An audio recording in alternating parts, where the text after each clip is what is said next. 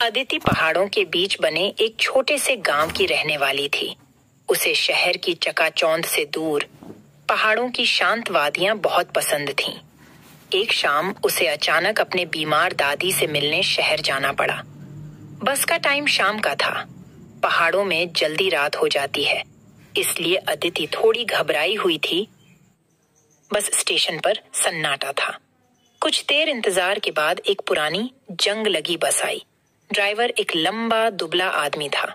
उसके चेहरे पर एक भी भाव नहीं था। अदिति बस में अकेली सवार थी। उसने सबसे आगे वाली सीट ली और खिड़की के पास बैठ गई। बस चल पड़ी। जैसे जैसे रात गहराती गई, वैसे वैसे पहाड़ों के घने जंगल में अंधेरा गहरा होता गया।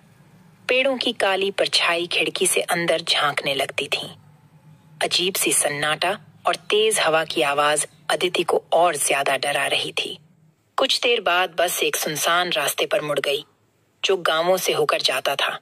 रास्ते में अक्सर अंधेरे में झोंपड़ियां दिखतीं, जिनके टूटे हुए दरवाजों से अजीब सी रोशनी बाहर आ रही थी। अदिति को लगा शायद यह रास्ता गलत है। तभी अचानक बस रुक गई। ड्राइवर ने पीछे मुड़कर भी नहीं देखा और कहा, कुछ देर रुकना पड़ेगा, गाड़ी खराब हो गई है। अदिति घबरा गई। उसने पूछा, यहाँ कहाँ रुके हैं? आसपास कोई गांव भी तो नहीं है? ड्राइवर ने कुछ नहीं कहा, बस सन्नाटे में खड़ी रही। समय कटने का नाम नहीं ले रहा था। अदिति डर के मारे कांप रही थी। तभी उसे खिड़की के बाहर कुछ हलचल सुनाई दी। उसने झांक कर देखा तो सड़क के किनारे अजीब सी आकृतियां खड़ी थीं। उनकी आंखें चमक रही थीं और वे अजीब सी आवाजें निकाल रहे थे। अदिति चीखने लगी, पर उसकी आवाज जंगल में खो गई। अचानक बस का दरवाजा खुल गया। वे खौफनाक आकृतियां बस के अंदर घुसने लगीं। अंजलि जोर जोर से चिल्ला रही थी, पर कोई उसकी मदद करने वाला नहीं था। अचानक अदिति की आंख खुल गई।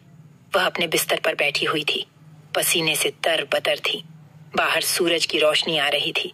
वह बस एक बुरा सपना था। अदिति ने राहत की सांस ली, पर उसे अभी भी उस रात के सफर का खौफ सता रहा था। वह उठी और खिड़की के पास गई। नीचे सड़क पर वही पुरानी बस खड़ी थी, जिसे उसने सपने में देखा था। बस का दरवाजा खुला हुआ था और ड्राइवर कहीं नहीं था। अदिति की चीख निकल गई। शायद वह सपना नहीं, बल्कि एक भयानक चेतावनी थी। अदिति दौड़कर अपने माता पिता के कमरे में गई। उसने उन्हें रात का सपना बताया और सुबह खिड़की से देखी बस के बारे में भी बताया। उसके माता पिता पहले तो उसे शांत करने लगे, यह कहकर कि यह सिर्फ एक बुरा सपना था, पर अदिति जिद करती रही। मजबूर होकर उसके पिता नीचे गए और सड़क पर खड़ी बस को देखने गए। कुछ देर बाद वह वापस आए। उनके चेहरे पर परेशानी के भाव थे। उन्होंने अदिति को बताया कि वहां कोई बस नहीं खड़ी है। शायद वह बस सचमुच में एक सपना ही थी। लेकिन उस रात के बाद अदिति को कभी भी शाम के बाद अकेले यात्रा नहीं करनी पड़ी।